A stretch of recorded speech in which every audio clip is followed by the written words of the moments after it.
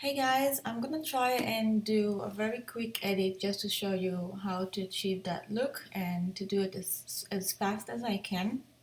So these are my actions. These are actions that you can purchase, and I've created them in a way that when you use the button mode, it's all in a very good workflow. So just to make it easy to use. And I'm starting with the first action, which is the silky smooth skin, which I've already clicked on it, so it's already there. I'm using the brush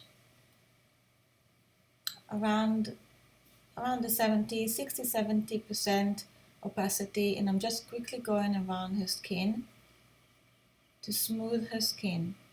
So that's the first step that I always use when I edit. First I want to get all the little bumpy look from her skin and make it nice and smooth. A little more under the eyes. There you go, and if we'll zoom in, let's just zoom in on the legs so you can see before. Oops, a bit too much, sorry. Before and after. So I'm looking around the legs here.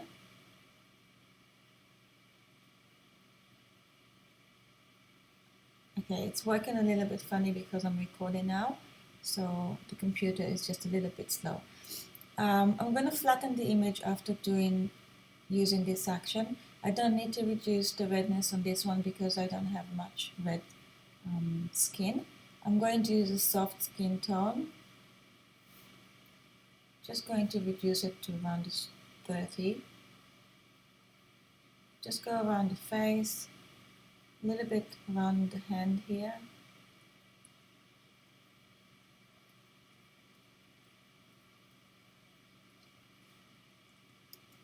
I'm taking this one back because I didn't like it. So I'm just going to do one line right there. A little bit around the eyes, and I'm going to flatten the image. My next one will be add light, and just going to resize my brush. I'm going to add some light around the face here. A little bit lips, chin. Might reduce it a little bit. And a bit around the hand.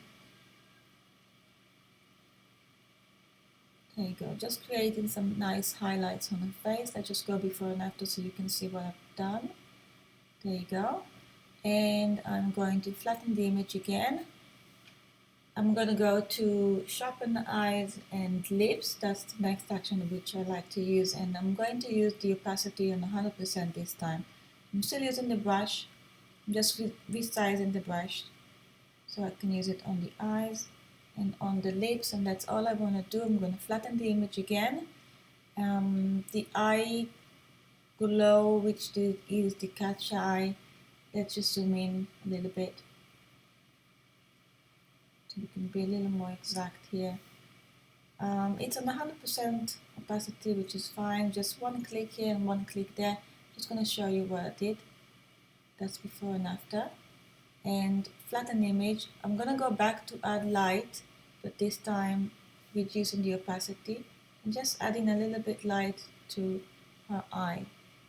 Flatten the image again. Okay, I might use the volumized lashes as well. I didn't actually use it in the original image. Just reducing the opacity with a really small brush. Just go around her eyelashes. You can go around the iris as well in the eye, just to make it a little stronger. There you go. Now let's just have a look at before and after.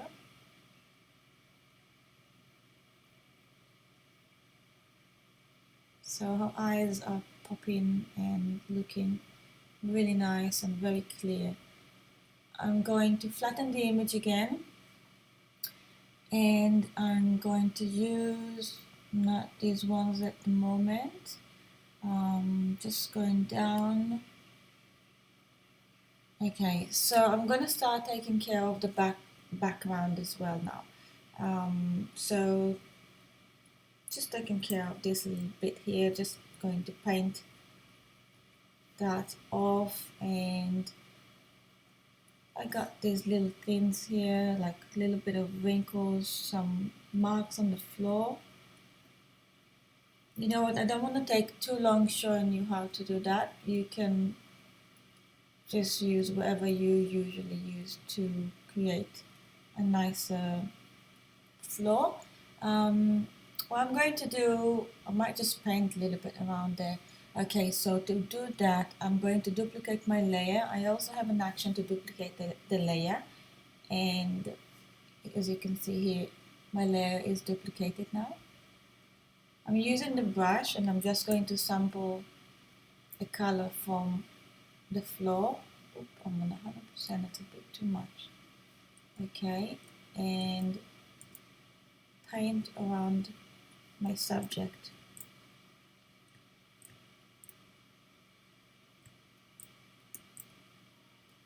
There you go. So I'm kind of sampling the color from where I am. Now let's see before and after. As you can see, I have gone a little bit over the subject, so I can open a layer mask right there, use a smaller brush on 100%, and use the black brush and just remove from her skin, because I don't want it to be on her skin. So I'm going to do it sort of like quickly. Okay, so I'm happy with this result. It's not the most exact, as you can see. I'm still do it better, but say I'm happy with this result. You can't actually tell that it's a bit messy. I'm going to flatten my image, and I'm going to use my color actions, which is the lower one on that set. So I think I've used, I'm not sure, let me just try Secret Dream maybe. No, that wasn't the one I've used. I'm going to try a few so I can find the one that Sweet Summer. Yeah, okay, so that was one of the actions that I've used to create that look. It's very subtle, and I'm going to show you before and after so you can see what I did here. So it created that sort of nice tones, which I like. So flatten the image. My next action was the golden egg right there, but I didn't want it to go all the way. It could be a little strong, so I just did a little bit of it. Alright, something like that. And I'm going to flatten the image again because I'm happy with it and I don't want to do anything else with it. I'm going to use the filter that is called shadows now, and just going around the subject. Oops, so sorry. I'm going to open a layer mask for it, and with my black brush, just going to bring some light back on the subject. Okay. A little bit light on her hair as well. Alright, and flatten the image because I'm happy with the results I got. So a little bit of finish I'm going to do with camera raw filter right now. I am going to reduce the color of the green and the cyan and the blue in the image, and in hue saturation, there you go, just warm the green tones a little bit, there you go, and back to my main one and bumping up the contrast and the color, so it looks very nice, kind of like orangey tones, but it's not too much, so I like it. Clicking a little bit, maybe adding a bit more highlights, a little bit shadows. Let me see, tiny bit less here. Let's click OK and see how that looks. There you go. That kind of gives me the final finish tones. And the other thing I've used on this image was the last ones, that matte layer. Let's click on the matte layer. Okay, so that's one of the final actions that we used. And what I did is I just took my brush and I've reduced the matte layer from her face. Just use it with the black brush. There you go.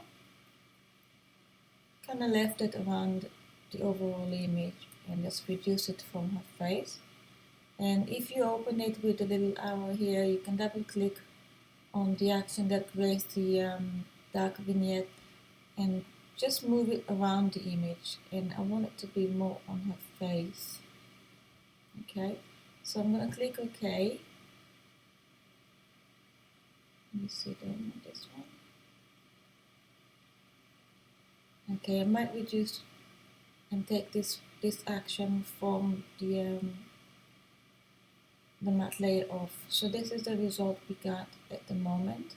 And I can see that something here with the colors are not very exact, so we can fix that. Let's flatten the image. To fix that, I'm just going to use, I can just use my brush again and sample that color, and that's it, that is gone.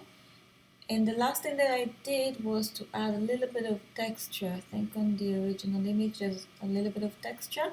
So I have an action right there, texture overlay. Here we go, let's just click on it. And I'm gonna click continue, and this will take me to a new menu on my computer, and I would need to look for the folder in my computer, which I save it right there on textures, and I'm going to use one of my textures and apply it. So if you want to use the texture overlay, you do need to make sure you have a folder on your computer that also contains textures, just files with textures. Where can you get it? You can just download lots of free textures to use on Google. You just go to Google and you type textures. There's a lot of textures you can use for free with a license as well. If you want, you can just download it to your computer, create a folder. And what I'm doing right now, I'm just reducing, basically deleting, erasing all of the texture from her skin, because I don't want it to be on her skin. I've also reduced the opacity of it. So this is before, which is looking good before as well. We didn't really have to use the texture on this image, but if you like the textured look, then you can use it. There's also another layer that the texture is creating, which is just the light. So it just basically takes the light from the other image and apply it in a nice sort of way. You don't have to have it. You can click it off if you don't like it.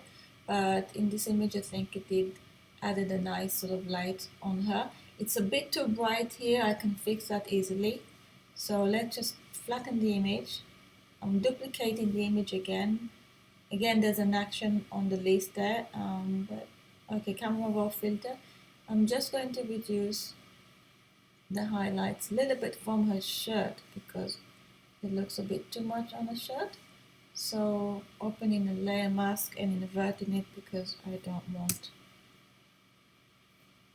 I'm using a white brush and that's it. Just reducing a little bit of the light so it won't look too bright. There you go. But the other lights around her, they look good. I'm happy with this image. I can play a little bit more. I can add yellow filter just to make the image a little bit warmer if I like. It's down to your preference in this stage. You can add some more highlights. Warm glow will add nice, beautiful highlights to her hair as well. Let's do before and after so you can see it. So again, all the actions got a lot of views of them, and you can do many things in the image. It's just down to what you like. I'm gonna go to my history just quickly so I can show you a little before and after. So that was the before, and this is what we achieved in just a few minutes. There you go. So yeah, I hope you enjoyed it. Let me know if you have any other questions. I'll be more than happy to answer. Thank you so much. Bye.